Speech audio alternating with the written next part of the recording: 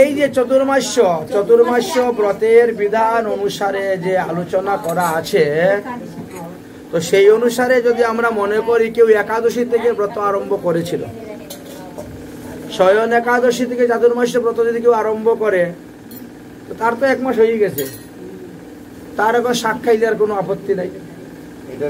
কিন্তু যারা পূর্ণিমা থেকে আরম্ভ করছেন তারা কিন্তু খেতে পারবে না। পূর্ণিমা থেকে যারা আরম্ভ করছেন তারা আগামীকাল পর্যন্ত মানতে হবে। পরশু দিন থেকে তারা শাক খেতে পারবে, কিন্তু শাক খেলেও কলমি শাক খেতে পারবে,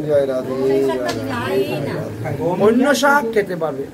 কিন্তু যারা যারা যারা সংক্রান্তি থেকে আরম্ভ করেছে তারা কিন্তু খেতে পারবে না, তাদের আগামী সংক্রান্তি পর্যন্ত। এখন কে কোথা থেকে আরম্ভ সেটা নিজেরা বিচার করবা। আমরা একাদশী থেকে শুরু করেছি। একাদশী থেকে যিনি চাতুর্মাসে শুরু করছেন, একাদশী থেকে একাদশী পর্যন্ত আসলো 1 মাস। যে পূর্ণিমা থেকে আরম্ভ হবে, পূর্ণিমা 1 মাস, আর যে সংক্রান্তি থেকে আর সংক্রান্তি 1 মাস। অতএব যে যেমন ভাবে করেছো সেইভাবে ব্রত পালন করে যাও, সেইভাবে ব্রত পালন করে যেতে পারে। আর যদি 4 মাস শাক নাই বা খাও, কোনো ক্ষতি হয় না, এমন কিছু নাই বলেছেন। এখন সেটা বড় ছোট আমরা বুঝি না, একটা হলো অরিজিনাল সাবু যেটা, সেটা খাও। আর্টিফিশিয়াল কত সাবু তৈরি হচ্ছে আজকাল, যেগুলা ধুইলে পরে জলের মতন ধুয়ে ধুয়ে বেরিয়ে যাচ্ছে, সেইগুলো তো খাওয়া ঠিক নয়। দুধের মতো বুঝলেন, যেটা থেকে কোনো রকমের কোনো সাদা রং বেরোয় না, দুধের মতো, সেইগুলো। যাই হোক, এখন কথা হয়েছে যদি ভেজাল দেখো তাহলে খাবে না। আচ্ছা, পাটের শেষ কীর্তনটা করে ফেলো, পাটের শেষ কীর্তনটা করে বিশ্রাম দেওয়া হয়ে যাক।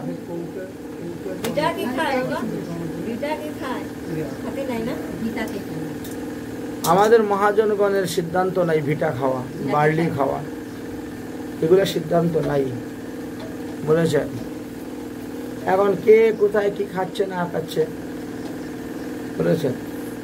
আচ্ছা, ভিটা বার্লি ওটা তো মাটির নিচে ধরে, আদার মতনই গাছ হয়, হলে কি হলো, আদা হলুদের মতো হলেও অনেকে খায় না, আবার কেউ কেউ দেখছি খাচ্ছে। এখন তো বুঝি না স্বাস্থ্য সিদ্ধান্ত কিসের মাটি গাছটাকে আদার মতনই তো হয়। এই সাবুগুলো মাটির নিচে তো হয় না, না না, মাটির নিচে মূল, সে মূল থেকে তৈরি করা হয়। মূলার মতন বড় বড় মূল হয়, ওই সেই মূলগুলা তুলে এনে উপরে ছিলকা তুলে তারপরে ভিতরে যেটা আছে সেটাকে প্রেস করে তারপরে দানা দানা বানায়। যেমন চিনি, আখের রস থেকে তো হচ্ছে চিনি, তো ওটাকে তখন তো দানা দানা থাকে না, দানা দানা তো পরে তৈরি করা হয়। মিশ্রি, চিনি তো এইভাবেই সাবু তৈরি হয়। ভগবান জানে কে কি বলছে না বলছে। যাই হোক, আমরা ওইসব চিন্তা করে লাভ নাই। আমাদের কীর্তন করো, গান ধরো।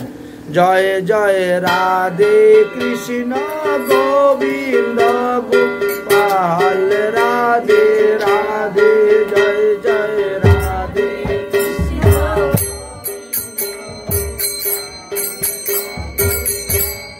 জয় জয় রাধে কৃষ্ণ গোবিন্দ গোপাল, রাধে রাধে।